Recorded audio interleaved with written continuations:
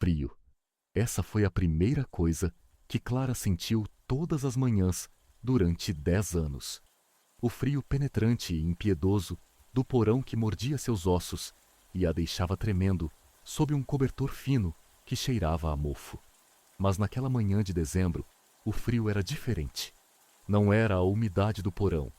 Era o gelo de um banheiro luxuoso, onde Irene a forçava a tomar banho, esfregando sua pele com tanta força como se quisesse apagar qualquer vestígio de anos de sofrimento. Lave-se direito, sua vaca inútil, sibilou a madrasta, despejando outro jarro de água gelada sobre a cabeça de Clara. Clara cerrou os dentes para não gritar. Ela aprendeu a não gritar. Gritar só piorava as coisas. Eles precisam te ver limpa. Ninguém paga por mercadoria suja. Mercadoria. A palavra atingiu Clara como um tapa, embora ela já devesse estar acostumada. Irene a xingava há anos.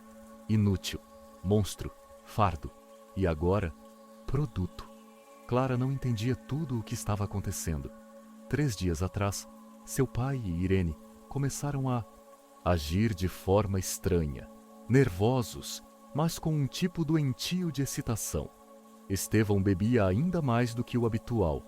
Seu rosto pequeno e suado vermelho de cachaça. Um triunfo nojento, brilhando em seus olhos miúdos.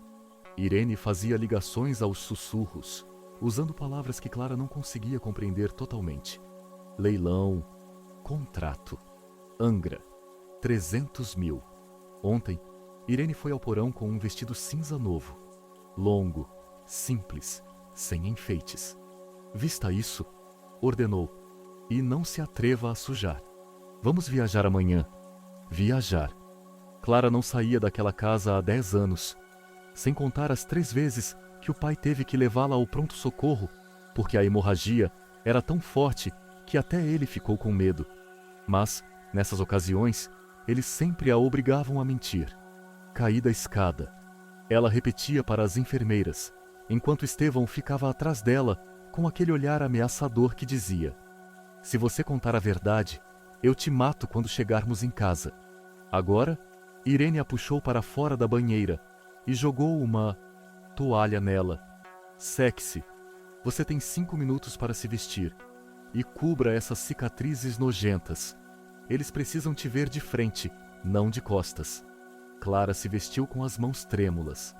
Sua mão esquerda, aquela com os dedos que nunca cicatrizaram direito, depois que Estevão os esmagou com a porta do porão 5 anos atrás.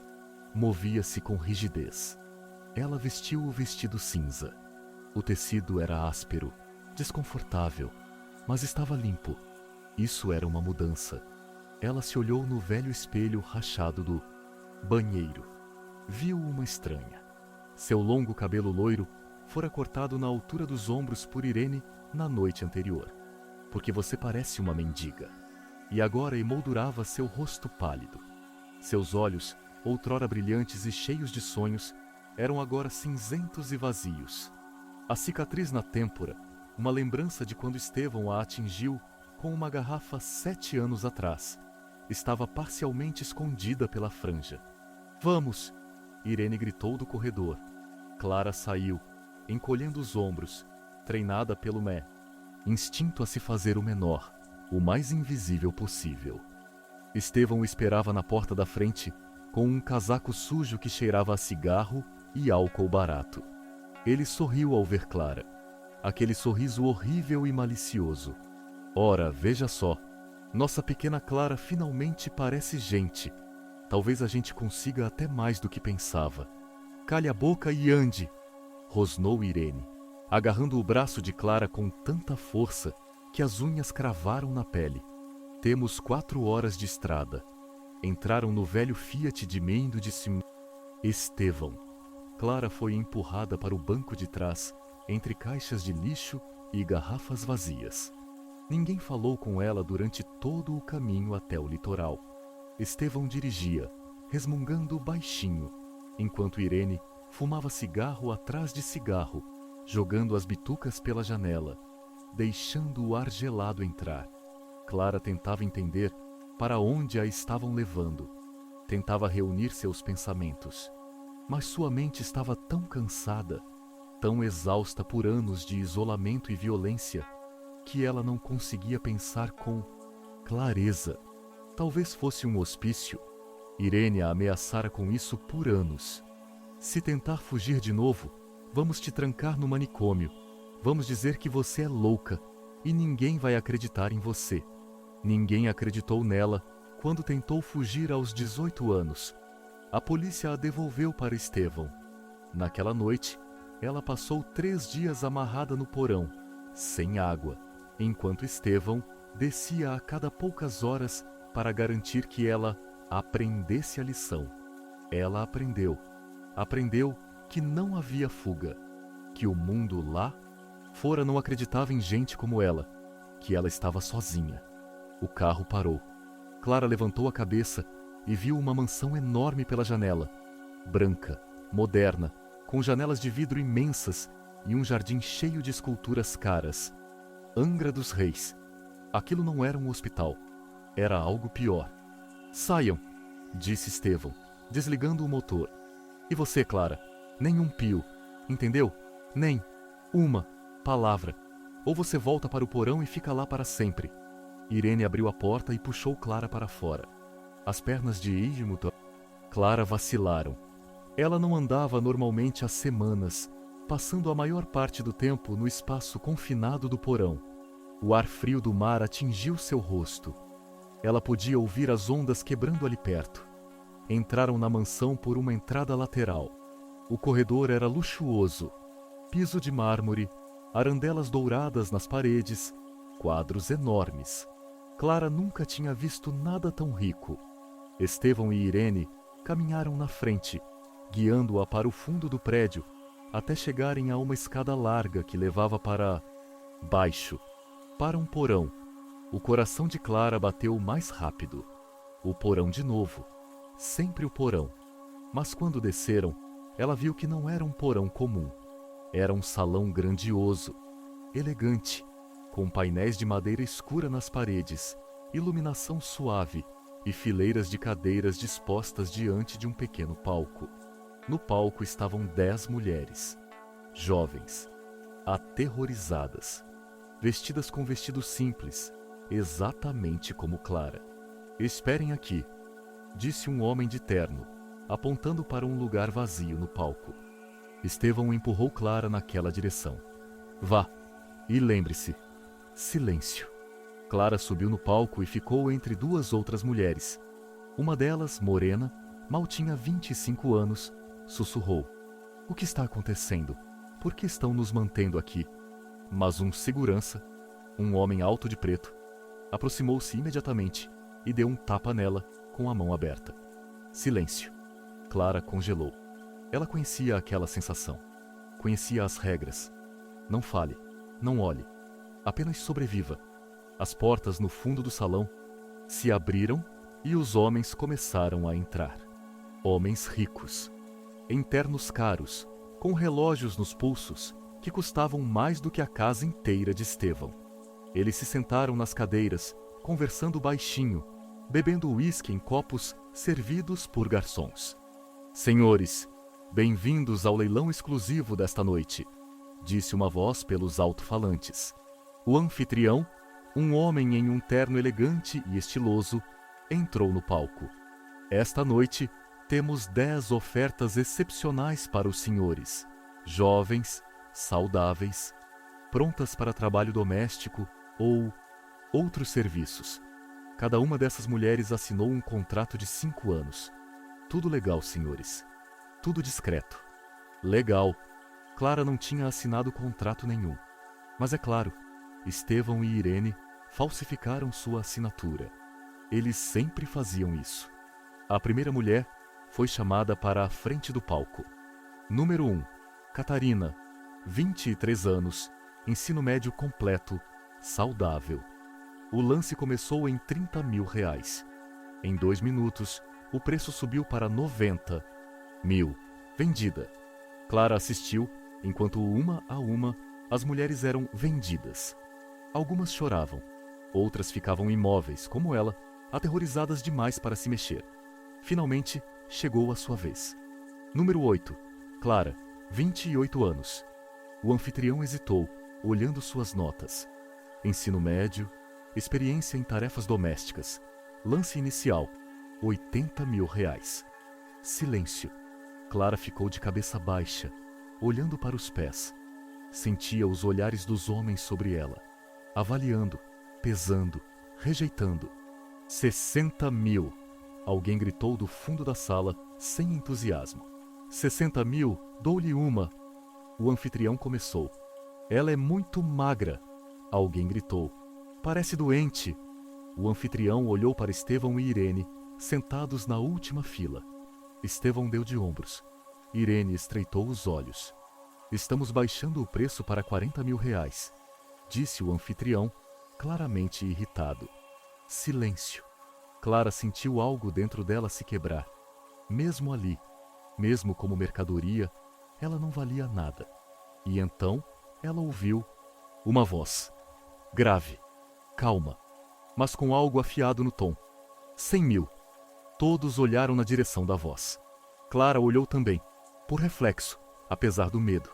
Na última fila, bem no final, estava um homem. Alto. Mesmo sentado, dava para ver que era alto. Cabelos grisalhos nas têmporas. Olhos azuis que olhavam diretamente para ela. Não com luxúria, não com desprezo. Com outra coisa. Talvez compaixão? 100.000. Dou-lhe uma, dou-lhe duas. O anfitrião estava claramente satisfeito. Vendida! Clara não se lembrava de ter descido do palco. Tudo virou um borrão. Estevão e Irene se aproximaram do homem alto, sorrindo largamente, de forma nojenta, como vendedores de carros usados. O homem entregou-lhes um envelope, provavelmente cheio de dinheiro. Então, ele se virou para Clara. Venha comigo, disse ele calmamente. Estevão agarrou o braço de Clara e sussurrou em seu ouvido. Comporte-se. É sua última chance. Última chance. Última chance para quê? Para sobreviver? Para fugir? Para morrer? Clara seguiu o homem alto. Saíram da mansão para a noite fria. Um sedã preto estava parado na frente. Novo, brilhante. O homem abriu a porta para ela. Por favor, entre. Clara hesitou. E se isso fosse pior que Estevão e Irene? E se esse homem fosse ainda mais cruel? Mas o que ela podia fazer? Fugir? Para onde? Ela não tinha dinheiro, documentos, forças. Entrou no carro. O interior era quente. Bancos de couro macio, cheiro de carro novo. O homem entrou do outro lado e ligou o motor. Dirigiram em silêncio por 20 minutos. Clara encarava suas mãos, as cicatrizadas, com os dedos mal curados da mão esquerda. Ela tentava respirar, tentava não desmaiar. Meu nome é Daniel Ferraz, disse o homem finalmente. Sua voz era gentil, mas firme. Sou advogado e quero que saiba. O que aquelas pessoas fizeram é crime. Você não é minha empregada. Você não é minha mercadoria. Você é uma mulher livre. Clara não respondeu. Não conseguia. As palavras estavam presas na garganta. Vou te levar para o meu apartamento em São Paulo, continuou Daniel. Você terá seu próprio quarto. Estará segura. E depois conversaremos. Tudo bem? Tudo bem. Quando foi a última vez que algo esteve tudo bem? A cidade apareceu diante deles como uma imagem de outro mundo. Luzes, trânsito, vida. Daniel estacionou sob um prédio de luxo no centro e levou Clara para o elevador. Subiram para a cobertura. As portas do apartamento se abriram para uma sala de estar, espaçosa e moderna, com janelas enormes com vista para o horizonte da cidade. Clara parou na entrada, com medo de entrar. Era tudo bonito demais, limpo demais, normal demais. Por favor, entre, disse Daniel gentilmente.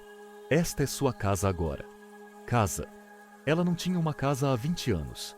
Clara entrou devagar, olhando ao redor. Sofá branco, mesa de madeira, uma estante cheia de livros. Tudo estava ordenado, elegante, aconchegante. Vou te mostrar seu quarto, disse Daniel. Ele a guiou por um corredor até um quarto iluminado com uma cama grande, uma escrivaninha e banheiro privativo. Isso é para você. Pode trancar por dentro se quiser. Você tem total privacidade. Clara ficou no meio do quarto, ainda incrédula. Uma cama de verdade, com lençóis limpos, com edredom. Preparei um chá quente para você, disse Daniel. Está na cozinha quando estiver pronta. E se quiser tomar um banho, ele apontou para o banheiro. Tem toalhas limpas e tudo o que precisa. Então, ele a deixou sozinha. Clara ficou no silêncio de seu novo quarto. Suas mãos tremiam. Seu coração batia tão forte que doía. Lentamente, aproximou-se da cama e sentou na beirada. O colchão era macio, não o chão duro de concreto do porão, não cobertores úmidos cheirando a podre, apenas calor e maciez. As lágrimas começaram a cair. Silenciosamente, implacavelmente. Clara chorou pela primeira vez em anos. Não de dor, mas de algo que não conseguia nomear. Alívio, medo, incredulidade. Depois de muito tempo, levantou-se e foi ao banheiro. Ligou o chuveiro. Água quente de verdade, não um jato gelado de um balde. Tirou o vestido cinza, aquele vestido nojento com o qual fora vendida, e entrou no chuveiro. A água estava tão quente que ardia, mas Clara não recuou. Ela queria sentir o calor, queria se lavar. Lavar tudo, a sujeira, o sangue, os anos. Ficou sob o chuveiro até a água começar a esfriar. Então, tremendo, enrolou-se em uma toalha branca e macia. Um roupão estava pendurado no gancho, felpudo, azul. Daniel devia ter colocado ali para ela. Ela o vestiu. Era grande demais, mas quente. Saiu do quarto. Daniel estava sentado na sala, lendo algo no notebook. Ele levantou o olhar quando a ouviu. Sente-se melhor? Perguntou. Clara assentiu. Não conseguia falar. Daniel levantou-se e foi para a cozinha. Fiz chá e sanduíches. Não sei se está com fome, mas... Obrigada, sussurrou Clara. Foram as primeiras palavras que ela disse a ele. Sentou-se à mesa e pegou a caneca de chá. O calor se espalhou por suas mãos. Daniel sentou-se à frente dela, mas manteve distância. Não queria assustá-la. Clara, ele começou com cuidado. Eu sei o que você passou. Nem consigo imaginar, mas quero que saiba. Você está segura agora. Ninguém vai te machucar. Nem eu, nem eles. Nunca mais. Clara olhou para ele. Aqueles olhos azuis eram sinceros. Talvez ele fosse um bom mentiroso. Talvez fosse uma armadilha. Mas, pela primeira vez em 10 anos, alguém a olhava como um ser humano. Por quê? Por que você me comprou? Ela perguntou baixinho. Daniel suspirou. Eu estava lá para reunir provas. Quero derrubar aquela organização. Mas quando te vi, algo em mim estalou. Eu não podia deixar outra pessoa te levar. Eu não podia te deixar lá. Eles vão dizer que sou louca, sussurrou Clara. Eles sempre disseram isso. Que eu minto. Que eu sou o problema. Daniel inclinou-se levemente para frente. Clara, se você me deixar ajudar, se me contar a verdade sobre o que fizeram com você, prometo que vou destruí-los. Todos que te machucaram. Mas só se você estiver pronta. Não precisa falar hoje. Pode descansar. Pode se sentir segura. Segura. Clara não se sentia segura há 20 anos. Mas naquela noite, numa cama macia, num quarto quente, com a porta trancada, ela adormeceu. Pela primeira vez em uma década, adormeceu sem o medo de que Estevão descesse ao porão para bater nela. Sem frio, sem fome. Adormeceu como um ser humano. Na manhã seguinte, Clara acordou desorientada. Por um momento, pensou estar no porão. Mas então sentiu a maciez do colchão. Viu a luz do sol entrando pelas cortinas. A verdade voltou como uma onda. Não era um sonho.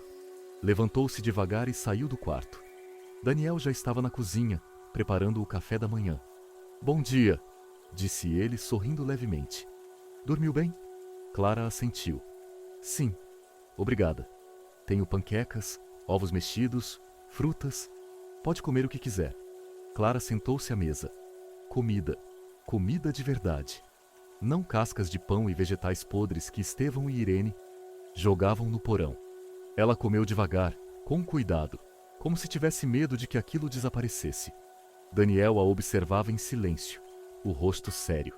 Clara, ele disse finalmente, preciso te perguntar uma coisa, e você pode se recusar a responder. Mas eles te batiam? Clara congelou. O garfo caiu de sua mão. Daniel levantou-se e chegou mais perto, mas não muito. Ontem, quando você estava de roupão, eu vi. Meu Deus, Clara, suas costas. Clara sentiu as lágrimas encherem seus olhos. Baixou a cabeça. Por favor, não olhe. Não, não, disse Daniel rapidamente. Não estou te julgando. Nunca. Mas quem fez isso com você? Aquelas pessoas? Seus pais? Clara tremia. Tudo dentro dela dizia para ficar calada. Para ficar calada, exatamente como Estevão a ensinara. Mas as palavras começaram a fluir sozinhas. Pai e madrasta me batiam desde que eu tinha 12 anos, sussurrou. Todo dia. Se eu fizesse algo errado, se eu olhasse errado, eles me trancavam no porão, às vezes por dias, sem comida, sem luz. Daniel empalideceu. Seu maxilar travou. Meu Deus! Foi a Irene. Ela jogou água fervendo no meu braço. Clara levantou a mão esquerda, mostrando as cicatrizes. Porque eu lavei o chão errado. E meu pai quebrou meus dedos com a porta do porão, porque tentei fugir. Clara! Daniel sentou-se à frente dela, os olhos cheios de algo que ela não sabia nomear. Raiva? Tristeza? Você já foi a um médico? Alguém sabia? Fui ao pronto-socorro 3 vezes, mas eles me obrigaram a mentir. Caí da escada. E sempre pagavam em dinheiro vivo, para não ter registro. Daniel levantou-se bruscamente. Começou a andar pela cozinha, esfregando o rosto com as mãos. Isso é tortura. Isso é tráfico humano. Clara, eles têm que ir para a cadeia. Eles vão dizer que sou louca, repetiu Clara, a voz falhando. A polícia não acreditou em mim uma vez. Quando eu tinha 18 anos, tentei fugir, mas eles tinham testemunhas, vizinhos que eles pagaram, e a polícia me devolveu. Daniel parou e olhou para ela. Fogo queimava em seus olhos. Clara, me escute com atenção. Sou o melhor advogado criminalista desta cidade. Não vou deixar que te machuquem. Não desta vez. Eu te prometo, pelo túmulo da minha esposa, vou destruí-los. Todos que te machucaram. Clara olhou para ele através das lágrimas. Por quê? Por que você está me ajudando? Daniel sentou-se novamente, a voz mais baixa. Porque, quando eu era criança, via meu pai bater na minha mãe. Todo dia. E eu não podia fazer nada. Eu era muito pequeno, muito fraco. Mas agora, sua voz endureceu. Agora sou forte, tenho dinheiro, tenho poder. E jurei a mim mesmo que nunca deixaria uma mulher sofrer na minha presença. Ficaram em silêncio por um longo momento. Clara chorava silenciosamente. Daniel lhe entregou lenços. E agora? Ela perguntou finalmente. Agora, disse Daniel, você começa a se recuperar. Vou arranjar uma terapeuta, uma médica. Vamos comprar roupas novas. E então, quando você estiver pronta, vamos abrir um processo. Criminal, civil, tudo. Clara assentiu, não confiando totalmente nas palavras, mas querendo acreditar nelas. Naquele momento, o telefone de Daniel tocou. Ele olhou para a tela e franziu a testa. Com licença, preciso atender. Foi para a sala. Clara ouviu sua voz. Afiada, profissional. Sim, estou ouvindo. O quê? Quem está falando? Jorge Lobo? O que é aquele traste? Quer? Silêncio. Processo? Pelo quê? Daniel levantou a voz. Cárcere privado de pessoa com problemas mentais? Isso é absurdo. Estevão e Irene? Claro. Aqueles imbecis. Clara sentiu o coração parar. Eles estavam começando. Já. Daniel voltou para a cozinha, o rosto duro como pedra. Clara, seus pais acabaram de abrir um processo contra mim. Alegam que você é doente mental e que estou te mantendo em cativeiro ilegalmente. Clara levantou-se bruscamente, derrubando a cadeira. Eu sabia que fariam isso. Você vai me devolver? Você? Não, disse Daniel com firmeza, segurando-a pelos ombros, gentilmente, mas com segurança. Nunca, está me ouvindo? Nunca vou te devolver para eles. Luto nos tribunais há 20 anos e eu sempre ganho. Seus olhos olhavam diretamente nos dela. Clara, eles acabaram de cometer o maior erro da vida deles, porque agora tenho um motivo para destruí-los. E naquele momento, apesar do medo, das lágrimas, dos anos de sofrimento, Clara sentiu algo que não sentia há 20 anos. Esperança.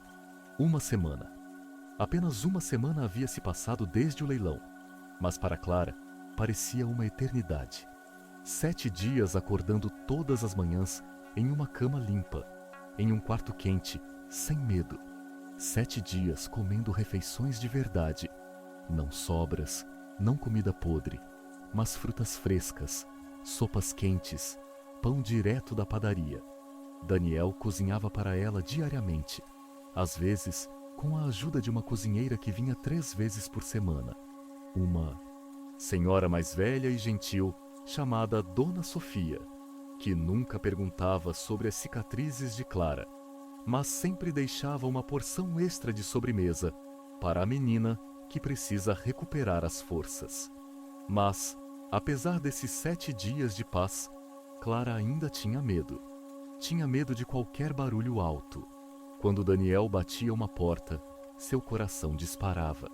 Tinha medo de dormir demais. Por anos estavam a acordar às 5 da manhã, com um chute, gritando que ela era preguiçosa. Tinha medo de comer demais. Por anos só recebia restos, e quando tentava roubar algo da cozinha, Irene a trancava no porão por 2 dias. Mesmo agora, com a geladeira cheia, Clara comia em pequenas mordidas, sempre deixando metade no prato, como se temesse que a comida acabasse. Daniel percebia. Ele percebia tudo. No 3º dia, trouxe uma médica ao apartamento, doutora Ana Campos, especialista em trauma e violência doméstica. Clara ficou assustada no início. Médicos sempre faziam parte dos pesadelos, daquelas 3. Visitas ao pronto-socorro, onde teve que mentir, mas a doutora Ana era diferente. Falava baixo, com calma, nunca tocava em Clara sem pedir permissão. O exame durou 2 horas. A doutora Ana fotografou cada cicatriz, cada queimadura, cada fratura mal curada. Fazia anotações em um caderno grosso. Quando chegou às costas de Clara, aquelas cicatrizes cruzadas das surras de cinto, a médica parou de escrever por um momento. Clara ouviu a doutora Ana suspirar baixinho, como se segurasse o choro. Clara, disse a médica finalmente, fechando o caderno. Essas feridas, algumas têm anos, algumas são frescas, dos últimos meses. Isso significa que a tortura durou muito tempo mesmo. Clara assentiu, sem levantar os olhos. Quero que saiba, continuou a doutora Ana, colocando a mão, muito suavemente, no ombro de Clara, que o que fizeram com você é o pior crime que conheço. E como médica, vou testemunhar em qualquer tribunal, em qualquer processo, para garantir que essas pessoas sejam punidas. Depois que a médica saiu, Daniel foi ao quarto de Clara. Segurava uma pasta, grossa, preta, cheia de documentos. Este é o laudo médico, disse ele, sentando-se ao lado dela no sofá, mas mantendo distância. A doutora Ana documentou cada ferida, cada cicatriz. Essas são provas irrefutáveis, Clara. No tribunal, ninguém vai poder dizer que você está mentindo. Clara olhou para a pasta.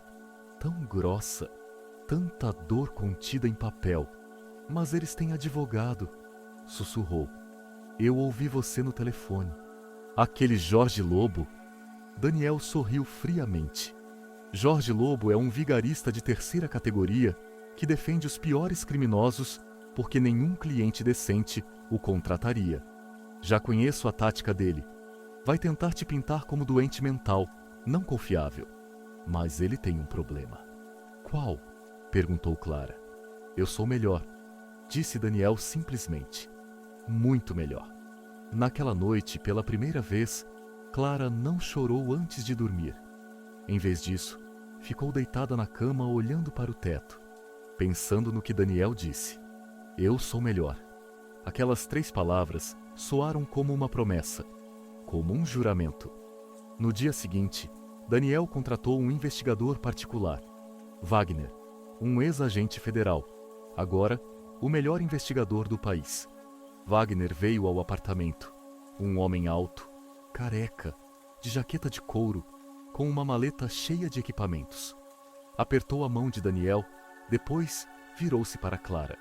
Senhorita Clara, disse ele, a voz rouca, mas não antipática. Vou precisar de cada detalhe. Seu, cada data, cada incidente. Sei que vai ser doloroso, mas quanto mais você me contar, melhor poderei ajudar. Clara passou o dia inteiro falando. Wagner gravava tudo em um gravador, fazendo anotações.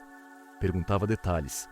Que ferramentas Estevão e Irene usavam para bater, em quais cômodos acontecia, se havia testemunhas. Clara lembrava de quase tudo. Um cérebro que sobreviveu, gravando cada dia, cada humilhação. Depois de 5 horas, Wagner desligou o gravador. Por hoje chega, disse ele, mas já tenho uma ideia de onde começar a cavar. Onde? Perguntou Daniel.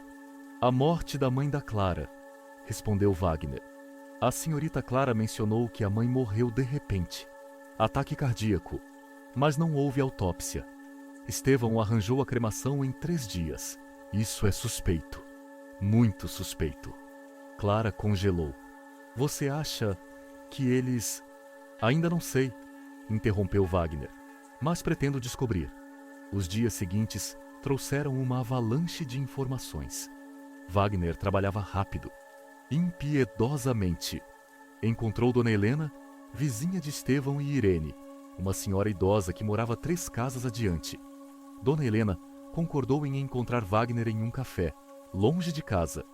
Wagner gravou o depoimento dela. Eu via eles batendo naquela menina, disse Dona Helena, a voz trêmula. Eu via pela cerca como o Estevão arrastava ela pelos cabelos para o porão. Eu ouvia os gritos, por anos, mas eu tinha medo de falar. Estevão ameaçou queimar minha casa se eu fosse a polícia. E a Irene? Aquela mulher tem os olhos do diabo. Quando Daniel mostrou a gravação para Clara, ela chorou. Ela sabia, todos esses anos, e não ajudou. Ela estava apavorada. Disse Daniel calmamente. Assim como você, mas agora ela está falando. E isso é uma testemunha, Clara. A primeira de muitas. Wagner encontrou outra coisa também. Contas hospitalares. 3 visitas de Clara ao pronto-socorro, todas pagas em dinheiro vivo por Estevão, sem registro de convênio. Mas o hospital mantinha cópias. Números de admissão, horários, descrições de ferimentos. Costelas quebradas. Queimadura de 2º grau no antebraço. Possível concussão. Isso é ouro, disse Daniel estudando os documentos.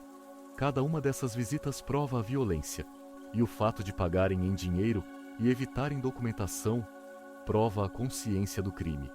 Mas a maior descoberta veio 1 semana depois. Wagner encontrou o médico da família de Ana, a mãe de Clara.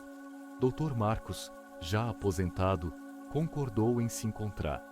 Quando Wagner perguntou sobre a morte de Ana, o Dr. Marcos empalideceu. Sempre me assombrou, disse o velho médico. Ana veio até mim 1 semana antes de morrer. Reclamava de sintomas estranhos, vômitos, tontura, tremores. Suspeitei que pudesse ser envenenamento. Queria mandá-la para exames de sangue, mas Estevão recusou. Disse que era só uma gripe. 1 semana depois, Ana estava morta. Estevão organizou a cremação imediatamente. Eu queria denunciar ao promotor, mas eu era jovem. Estava com medo. Estevão tinha conexões com a máfia local de jogos. Então, fiquei calado. Wagner gravou cada palavra. Quando Daniel ouviu a gravação, seu rosto endureceu. Olhou para Clara, que estava sentada ao lado dele na sala, e disse baixinho: Clara, eles não apenas te torturaram. Eles provavelmente assassinaram sua mãe. Clara cobriu o rosto com as mãos. Todos esses anos, ela pensava que a mãe morrera de ataque cardíaco, que fora morte natural. Mas agora descobria que Estevão e Irene podiam tê-la envenenado. Tiraram sua mãe, tiraram sua vida, tiraram tudo. Vou destruí-los, disse Daniel, a voz como gelo. Eu te prometo, Clara, vou destruí-los completamente. Enquanto isso, Estevão e Irene não ficaram parados. Jorge Lobo, o advogado deles, começou uma campanha de difamação contra Clara. Abriu um processo oficial na justiça, alegando que Clara era doente mental, com histórico de delírios e comportamento agressivo. Apresentou testemunhas, os mesmos vizinhos que Estevão pagou anos atrás para mentir para a polícia. Lobo também enviou uma carta para a imprensa. Um dos tabloides sensacionalistas, Choque Notícias, publicou um artigo: Advogado rico sequestra mulher doente. Família luta pelo retorno. Quando Clara viu o artigo, desmaiou. Daniel a encontrou no chão da sala, tremendo em choque. Chamou a doutora Ana, que deu sedativos a Clara. Eles estão ganhando de novo, sussurrava Clara entre lágrimas. Eles sempre ganham. Os jornais vão acreditar neles. As pessoas vão pensar que sou louca. Não, disse Daniel com firmeza, ajoelhando-se ao lado dela, segurando sua mão trêmula. Escute-me, Clara. Essa é a última tentativa desesperada deles. E eu estou prestes a responder. No dia seguinte, Daniel convocou uma coletiva de imprensa. 20 jornalistas se reuniram na sala de conferências de seu escritório. De jornais sérios, TV, rádio. Daniel ficou atrás do púlpito, vestindo um terno azul marinho perfeitamente cortado, seus olhos azuis cheios de uma calma gélida. Bom dia, meu nome é Daniel Ferraz e sou o advogado de Clara. Li o artigo de ontem no Choque Notícias e quero deixar claro, são mentiras. Clara não é doente mental. Clara é uma vítima. Vítima de 10 anos de tortura sistemática pelos próprios pais. A sala explodiu em perguntas. Daniel levantou a mão. Tenho provas. Prontuários médicos, depoimentos de testemunhas, contas hospitalares.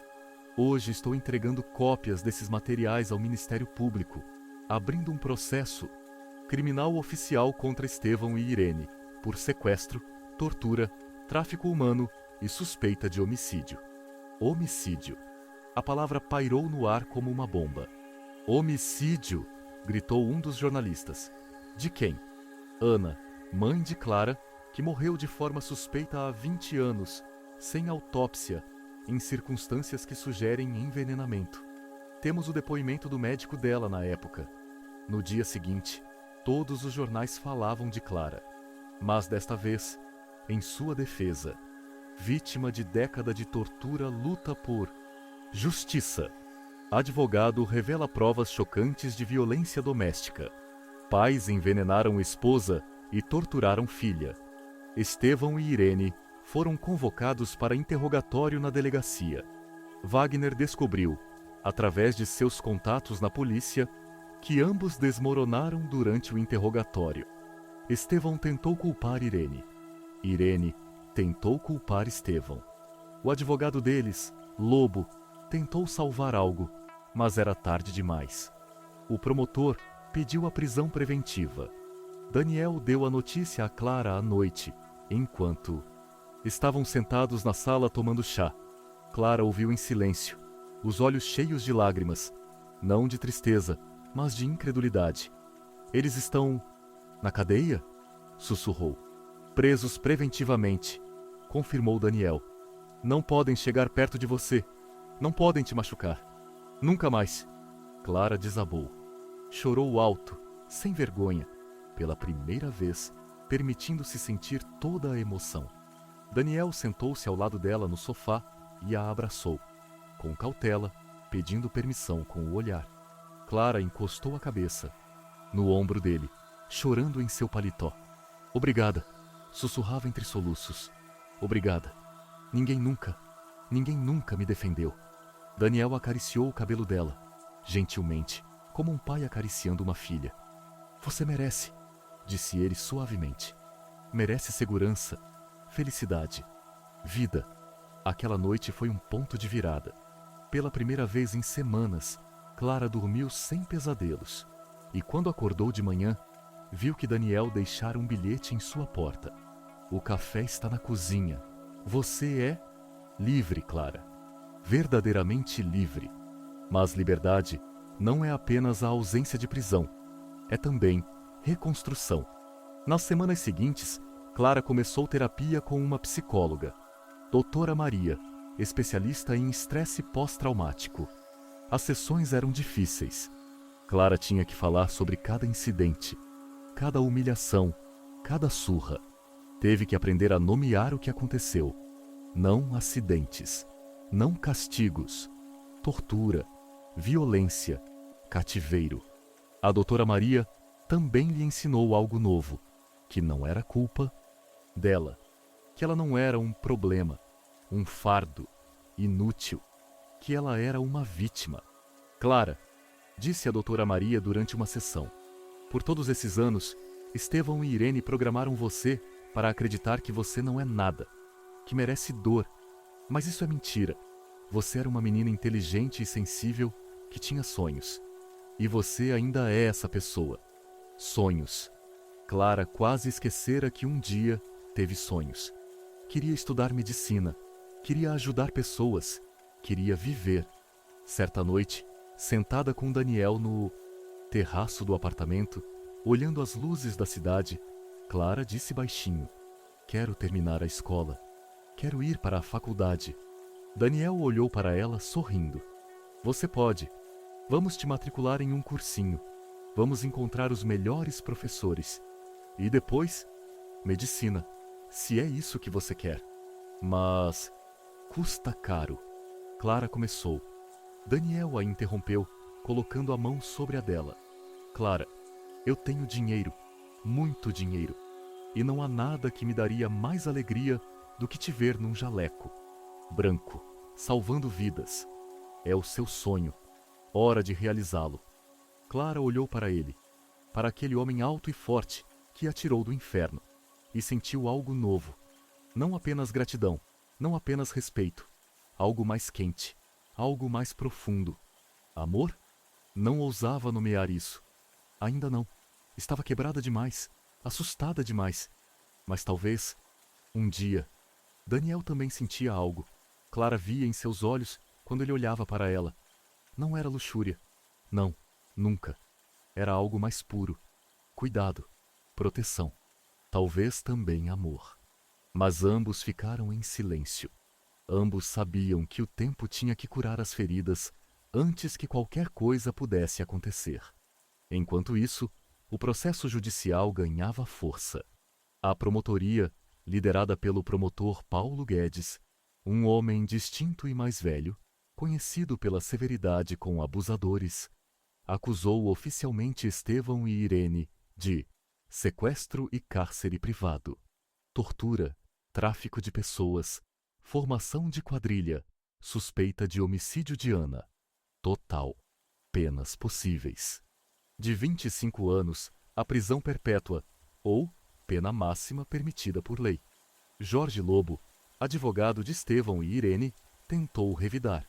Entrou com um pedido de avaliação psiquiátrica de Clara, alegando que ela não era confiável, mas o promotor Guedes rejeitou o pedido, apresentando laudos da doutora Ana e da doutora Maria, que confirmaram que Clara estava plenamente consciente, era confiável e que seus ferimentos eram prova irrefutável de violência. O julgamento foi marcado para março de 2025, dali a 2 meses. Mas então, aconteceu algo que ninguém esperava. Numa tarde de fevereiro, quando Clara voltava de uma sessão de terapia, Daniel sempre mandava um motorista para ela, nunca a deixava andar sozinha por segurança. Notou alguém a observando. Um homem, alto, de jaqueta preta, com capuz cobrindo o rosto. Estava do outro lado da rua, encarando-a. Clara congelou. Seu coração bateu mais rápido. Seria alguém enviado por Estevão? Irene? Eles tinham conexões com o submundo. Wagner mencionara. Isso. O motorista, Marcos, um ex-policial de 40 anos, que Daniel contratou especificamente, notou imediatamente. Dona Clara, entre no carro rápido, por favor. Clara entrou. Marcos arrancou bruscamente, mas o homem de jaqueta preta pulou numa moto e começou a segui-los. Temos companhia, disse Marcos calmamente, mas suas mãos apertaram o volante. Pegou o telefone e ligou para Daniel. Chefe, temos um problema. Alguém está seguindo a Dona Clara. Pelos 10 minutos seguintes, Marcos tentou despistar a moto, mas o piloto era persistente. Finalmente, Marcos deu meia volta e dirigiu direto para o escritório de Daniel. Um prédio com segurança, câmeras, proteção. Quando chegaram, Daniel já esperava lá embaixo com 2 seguranças. O homem na moto parou a 50 metros, observando. Depois, foi embora. Daniel levou Clara para dentro, o rosto pálido de raiva. Quem era? Você o viu antes? Não, sussurrou Clara tremendo. Mas ele me olhou como se quisesse. Daniel ligou para Wagner imediatamente.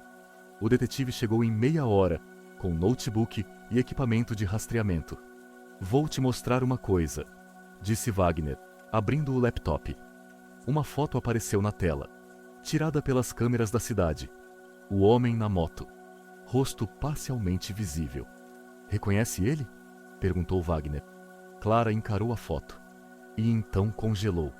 É o Gregório, sussurrou. Amigo do meu pai, da velha máfia de jogos. Foi para ele que meu pai devia dinheiro. Wagner e Daniel trocaram olhares. Isso não é coincidência, disse Wagner. Estevão e Irene estão na cadeia, mas têm contatos lá fora. Provavelmente mandaram o Gregório para te intimidar.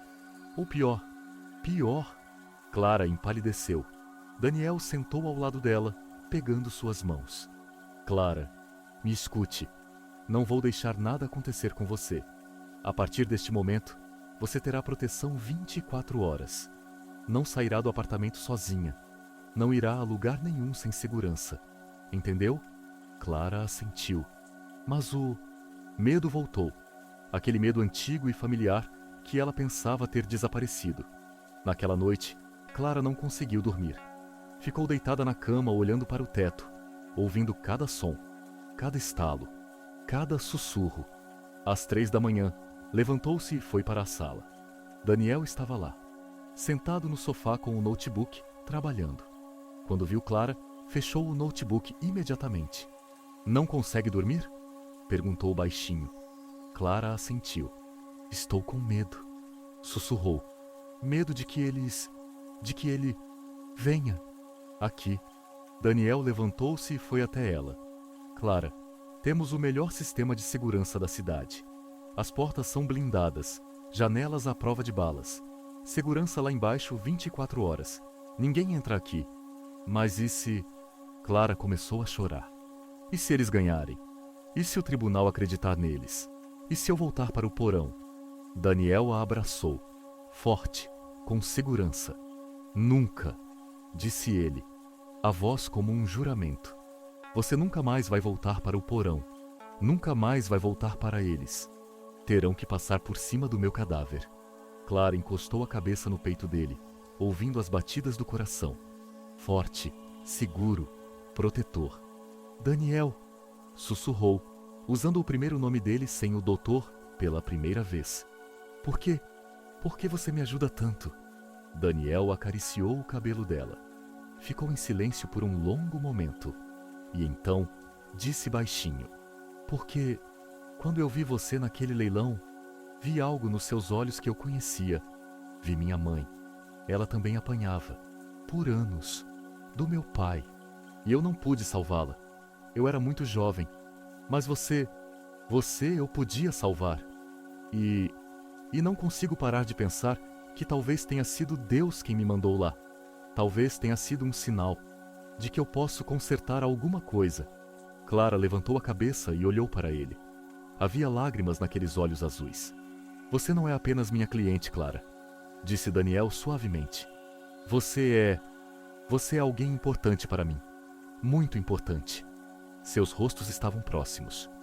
Muito próximos. Clara sentia a respiração dele. Quente, gentil. Mas Daniel recuou. Desculpe, disse rápido. Isso foi inapropriado. Você precisa de tempo. Precisa se curar. E eu não deveria. Não. Clara o interrompeu, segurando a mão dele. Não peça desculpas. Eu também sinto algo. Não sei o que é. Não sei como chamar. Mas obrigada. Por tudo. Daniel apertou a mão dela.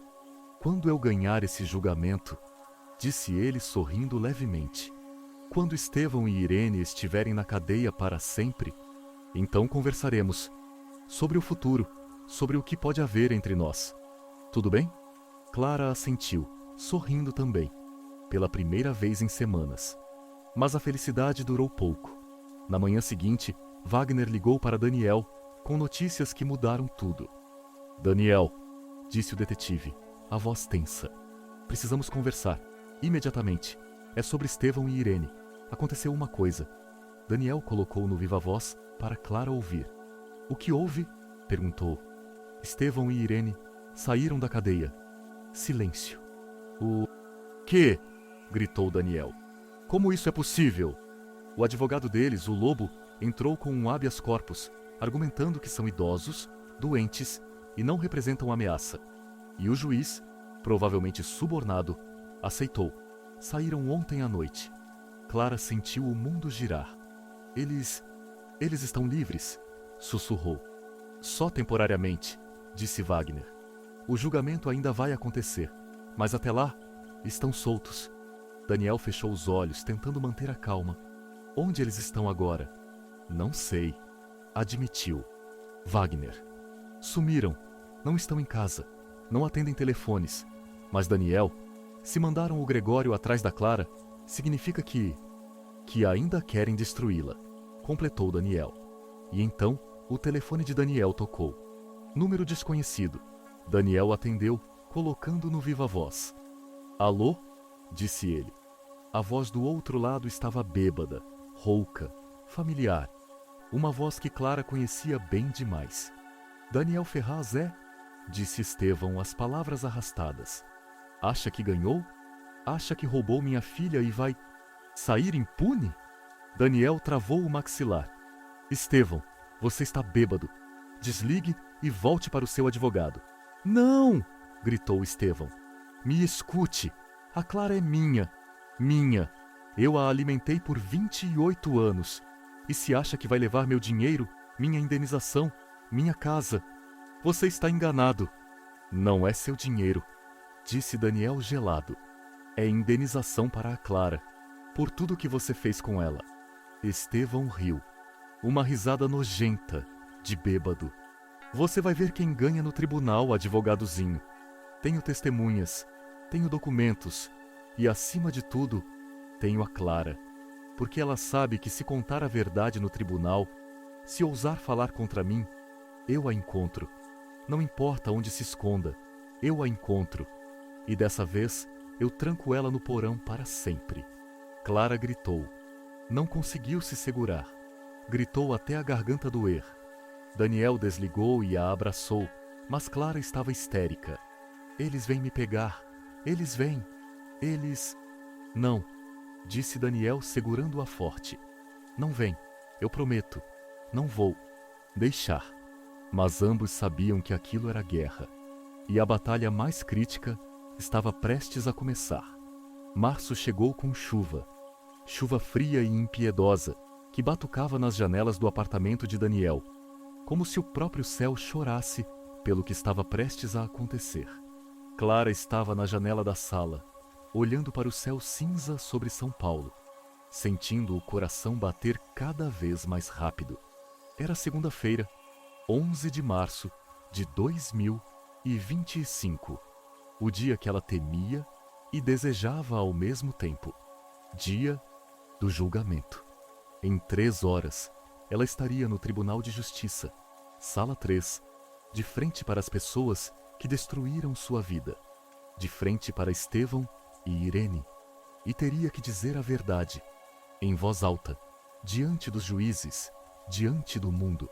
Teria que deixar de ser uma vítima nas sombras, teria que se tornar uma testemunha, teria que vencer, mas o medo era paralisante. Clara ouviu a voz de Daniel atrás dela. Virou-se. Ele estava na porta da sala, já vestido com seu terno de tribunal, azul escuro, corte perfeito, camisa branca e gravata bordô. Parecia um general se preparando para a batalha. Em seus olhos azuis ardia uma determinação que fazia Clara se sentir segura e aterrorizada ao mesmo tempo. "Pronta?" perguntou ele baixinho, caminhando até ela. "Não", sussurrou Clara, as mãos tremendo. "Não estou pronta. Nunca estarei pronta." Daniel parou na frente dela e pegou suas mãos, aquelas cicatrizadas, com os dedos tortos, em suas mãos fortes e seguras. "Clara, me escute. Nos últimos 2 meses, preparamos tudo. Cada prova, cada depoimento, cada documento. Não é uma luta justa, é uma execução. Estevão e Irene não têm chance." "Mas e se o juiz acreditar neles?" perguntou Clara, a voz falhando. "E se disser que sou louca, que inventei tudo? E se..." "Você não inventou", interrompeu Daniel com firmeza. "Você tem cicatrizes, tem laudos médicos, tem testemunhas. Clara, a verdade está do seu lado, e eu estou do seu lado. E hoje, o tribunal inteiro vai ver quem Estevão e Irene realmente são. Verão monstros." Clara olhou para ele, para aquele homem que a arrancou do inferno, que lhe deu uma vida nova, que se tornou mais do que apenas um defensor. Ele se tornou sua âncora, sua esperança. Talvez até, embora ela ainda temesse admitir, seu amor. "Tudo bem", sussurrou. "Vou fazer isso. Por você, pela mãe, por mim." Daniel sorriu. Aquele sorriso raro e caloroso, reservado apenas para ela. "Por você", repetiu ele. "Sempre por você." 1 hora depois, estavam no sedã, preto, dirigido por Marcos. Atrás deles ia um segundo carro, com Wagner, o detetive e 2 seguranças extras. Daniel não corria riscos. Depois do telefonema de Estevão, depois que Estevão e Irene saíram da prisão provisória, Daniel dobrou as medidas de segurança. Clara não saía do apartamento sem escolta. Não ia sozinha, nem ao banheiro à noite.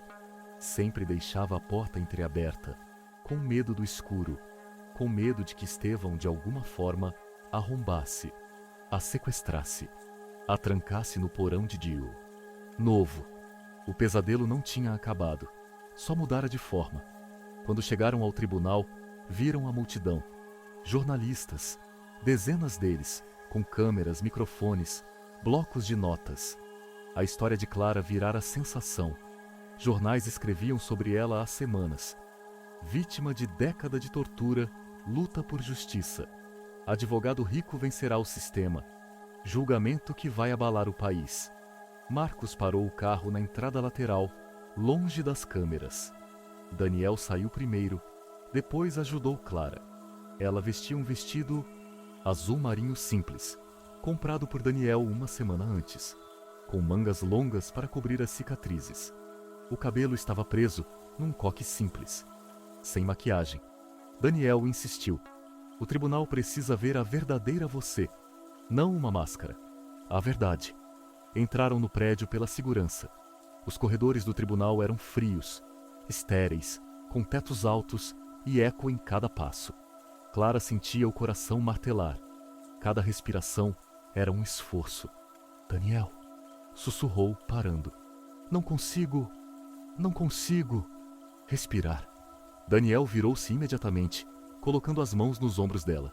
Clara, olhe para mim, só para mim. Respire comigo. Inspira, expira, inspira, expira. Clara tentou. Tentou sincronizar a respiração com a voz dele.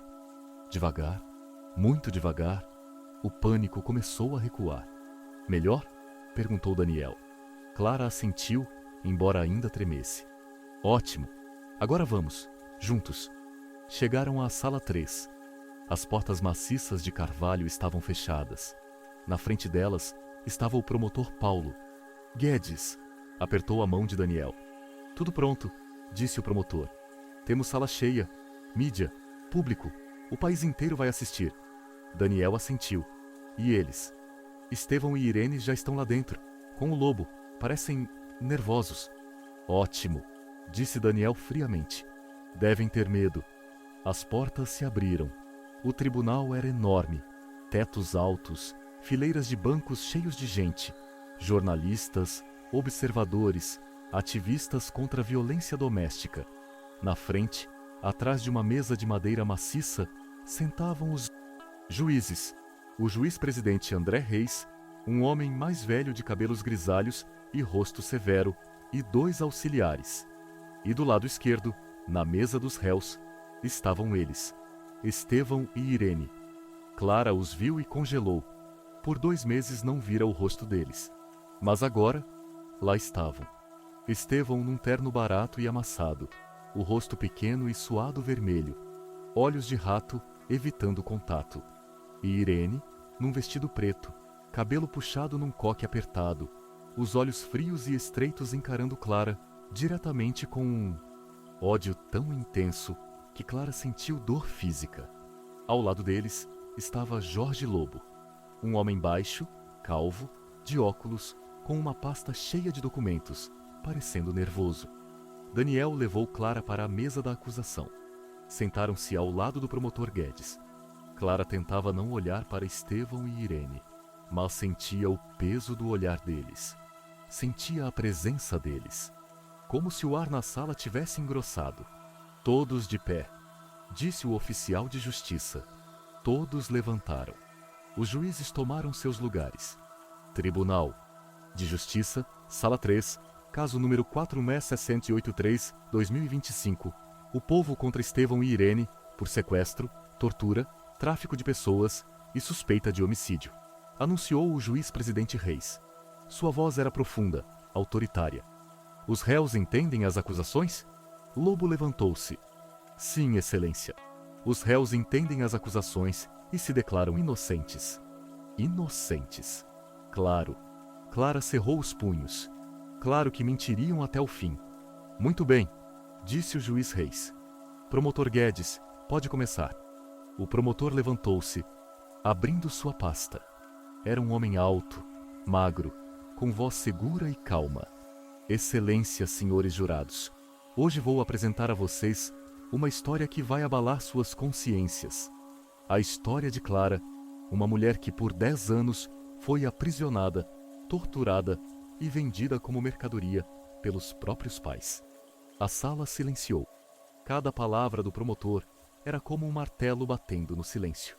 Clara tinha 18 anos quando tentou fugir de casa. Tinha sonhos. Queria estudar medicina, queria viver. Mas seu pai, Estevão, e sua madrasta Irene tinham outros planos. Amarraram-na, trancaram-na num porão e pelos 10 anos seguintes a torturaram sistematicamente. O promotor abriu a primeira pasta. Tenho aqui laudos médicos compilados pela doutora Ana Campos, perita forense. Clara tem 87 cicatrizes no corpo. 87. Cada uma é um rastro de queimadura, pancada, chicotada. O promotor mostrou fotos num telão. A sala soltou um suspiro coletivo. Clara fechou os olhos. Não queria olhar. Não queria ver seu corpo destruído, exibido para o mundo inteiro.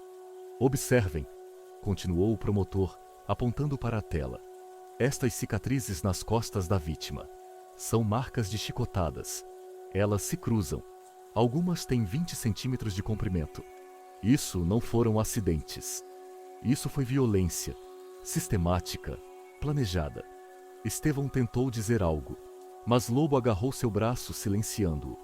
E isto? O promotor mostrou outra foto. São queimaduras de 2º grau no antebraço da vítima. Segundo a perícia, causadas por contato com água fervente. Irene jogou água fervendo na filha por lavar o chão incorretamente. Irene travou o maxilar, mas não falou. Excelência, disse o promotor, fechando a pasta. Este não é um caso sobre uma família problemática. É um caso sobre tortura, sobre escravidão, sobre tráfico humano. Estevão e Irene venderam a própria filha num leilão ilegal no litoral por R$200 mil. Tenho a gravação de áudio desse leilão, fornecida pelo organizador que está atualmente preso. O promotor tocou a gravação. Dos alto-falantes fluiu uma voz. A voz do leiloeiro. Número 8. Clara, 28 anos. Lance inicial. 300 mil. Então silêncio. 250. E finalmente, a voz de Daniel. 200 mil. A sala estava em silêncio total. O único som era a chuva batendo nas janelas. Isso é crime, concluiu o promotor, e exijo a pena máxima. Sentou-se. O juiz Reis assentiu. Defesa? Jorge Lobo levantou-se, ajeitando nervosamente os óculos. Excelência. A defesa alega que a situação é mais complicada do que a promotoria apresenta. Clara tem um histórico de problemas mentais. Eu não tenho, gritou Clara, levantando-se bruscamente. Daniel pôs a mão no ombro dela, acalmando-a. O juiz Reis olhou severamente. Senhorita Clara, por favor, mantenha a calma. Você terá a oportunidade de depor. Clara sentou-se tremendo.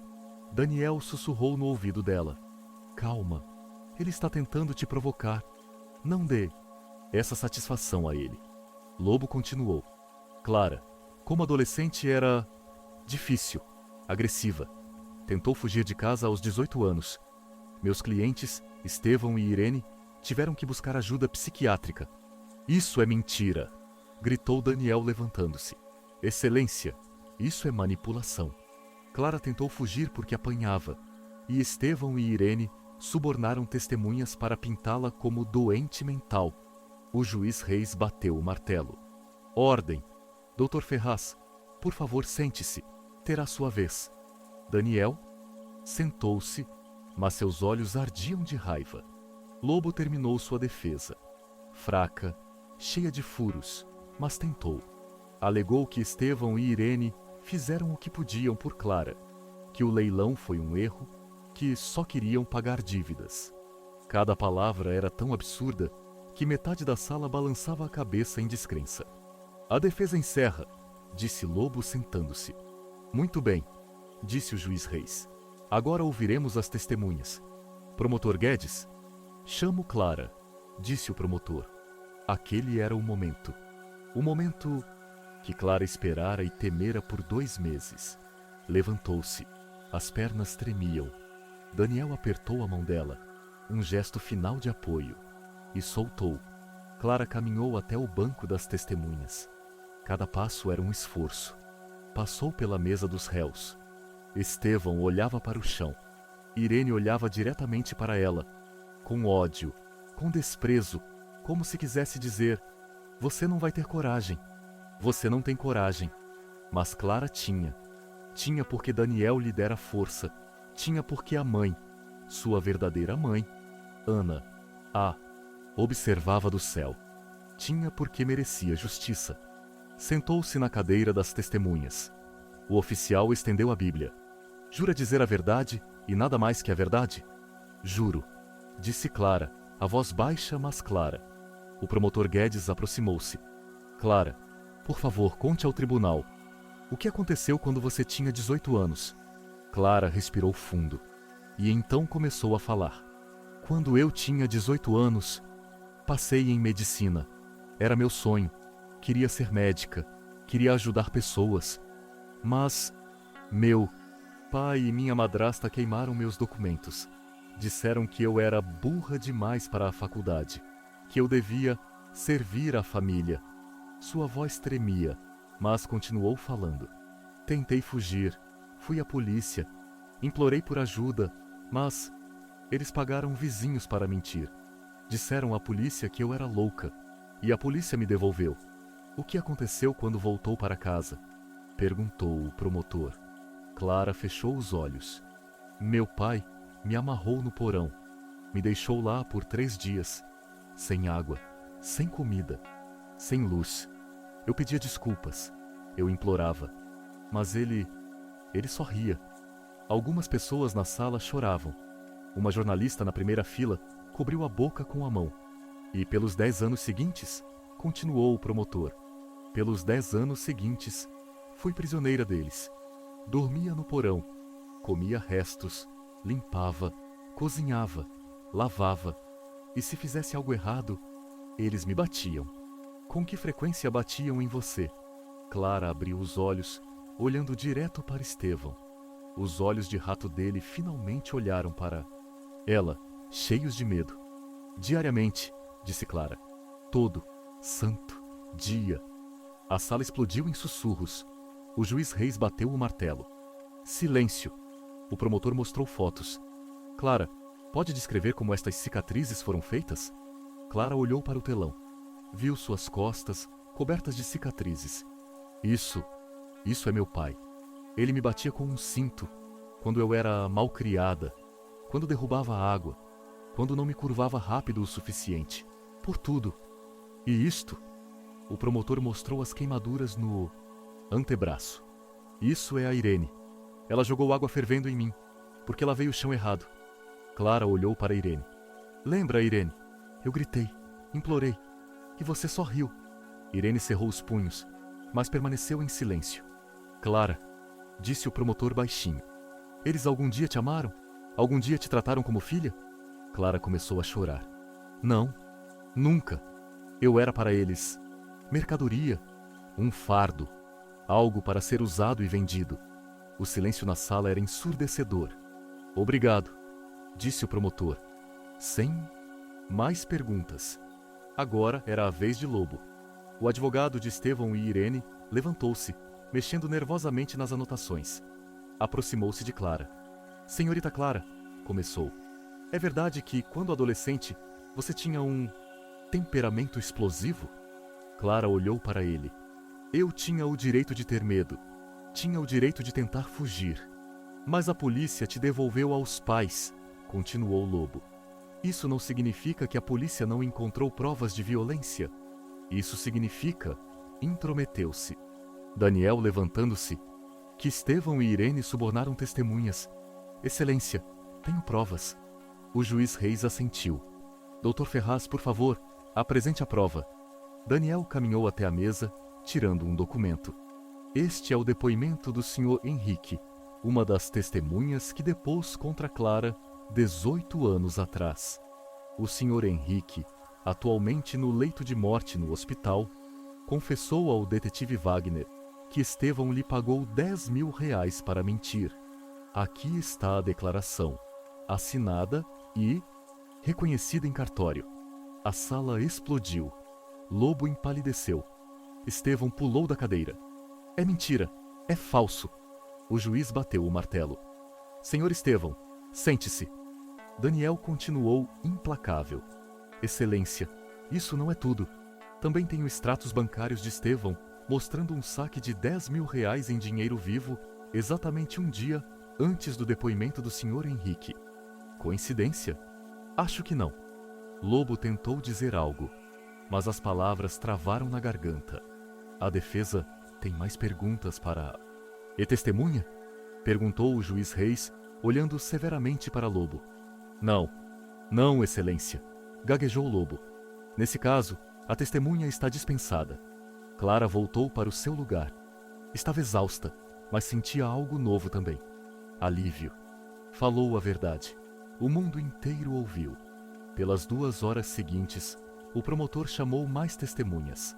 A doutora Ana falou detalhadamente sobre cada ferida de Clara, sobre anos de violência.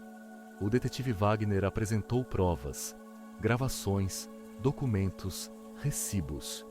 Dona Helena, a vizinha, testemunhou que ouvia os gritos de Clara por anos.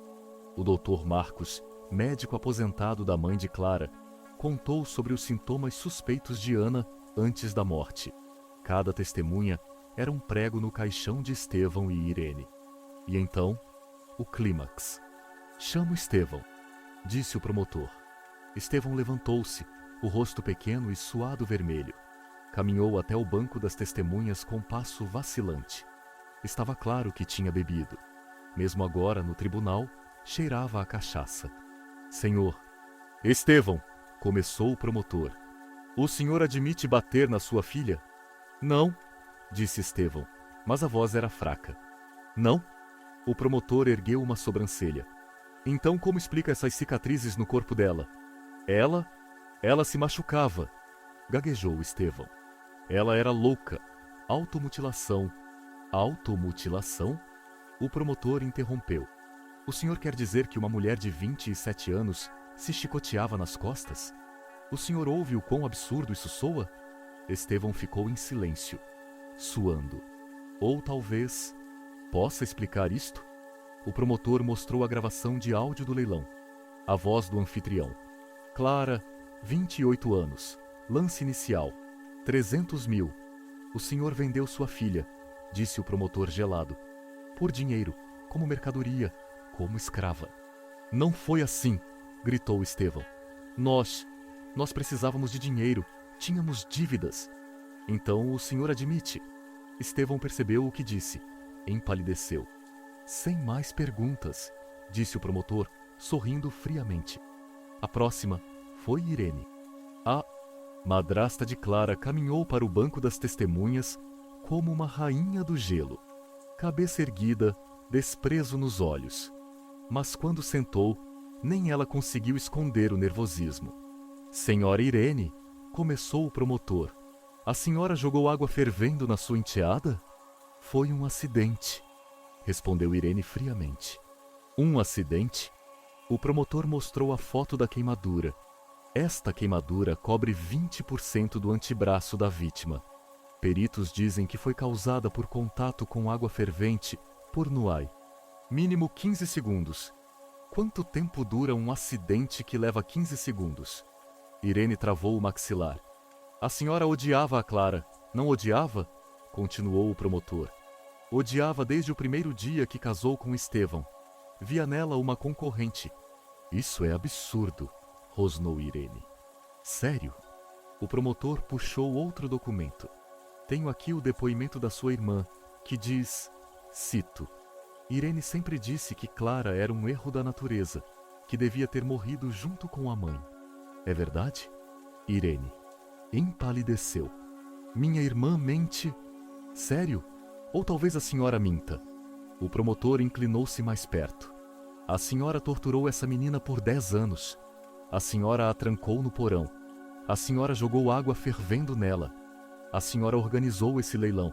Foi tudo a senhora." Irene ficou em silêncio, os olhos frios, cheios de ódio.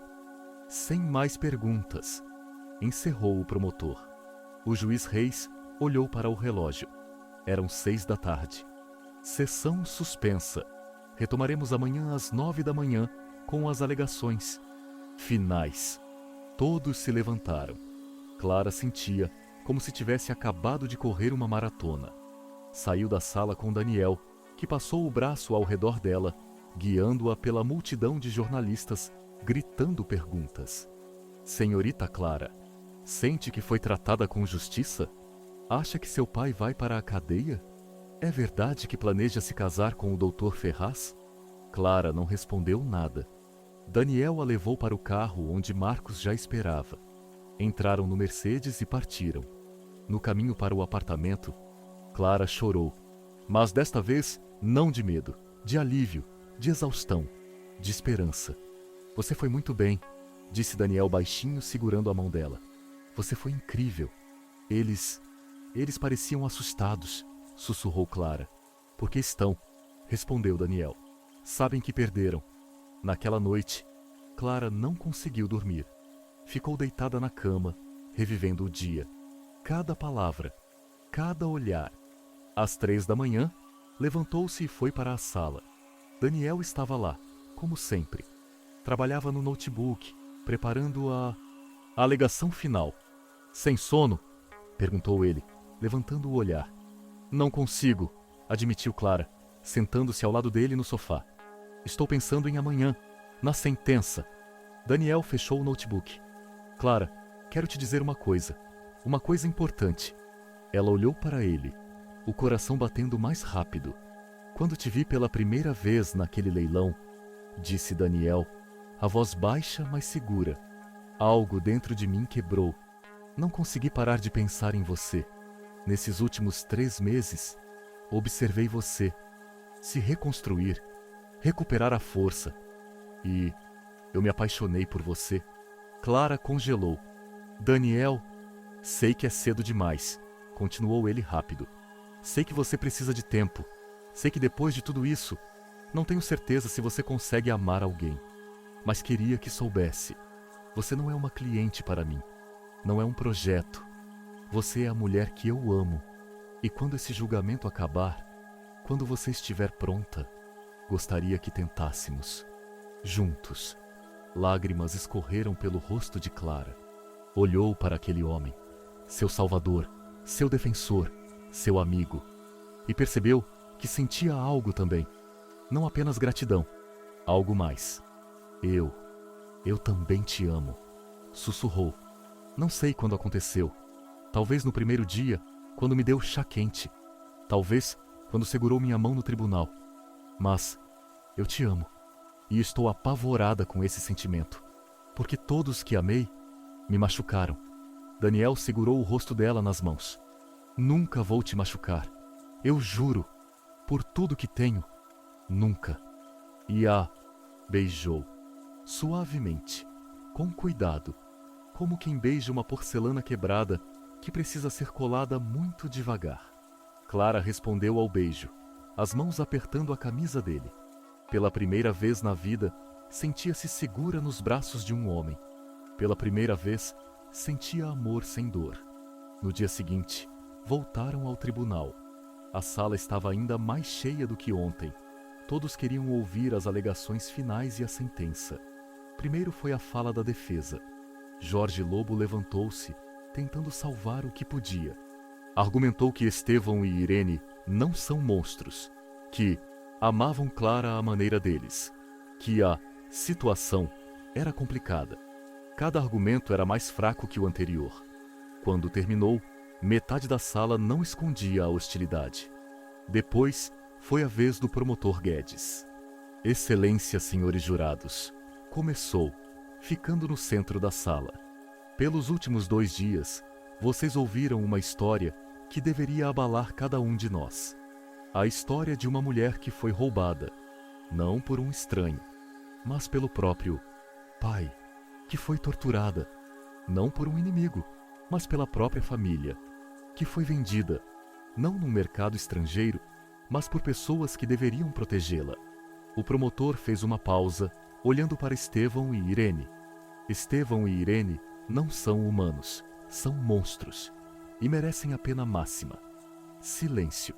Peço 25 anos de prisão para Estevão, 22 anos para Irene, e confisco de todo o patrimônio deles em favor da vítima. O promotor sentou-se. E agora, Daniel Ferraz. Levantou-se abotoando o paletó. Caminhou até o centro da sala, os olhos azuis olhando diretamente para os juízes. E começou a falar. Excelência, sou advogado há 20 anos. Defendi inocentes, acusei culpados, mas nunca encontrei um caso tão óbvio, tão inequívoco quanto este. Sua voz era calma, mas cheia de poder. Clara tinha 10 anos quando perdeu a mãe. Era uma criança indefesa, assustada. E em vez de receber amor, recebeu o inferno. Por 18 anos.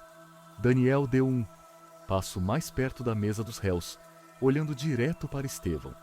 O senhor Estevão é pai biologicamente, mas nunca foi pai em nenhum outro sentido. Pai protege, pai ama. O senhor torturou. Estevão baixou o olhar. Daniel virou-se para Irene. E a senhora, Irene? A senhora odiou uma criança inocente.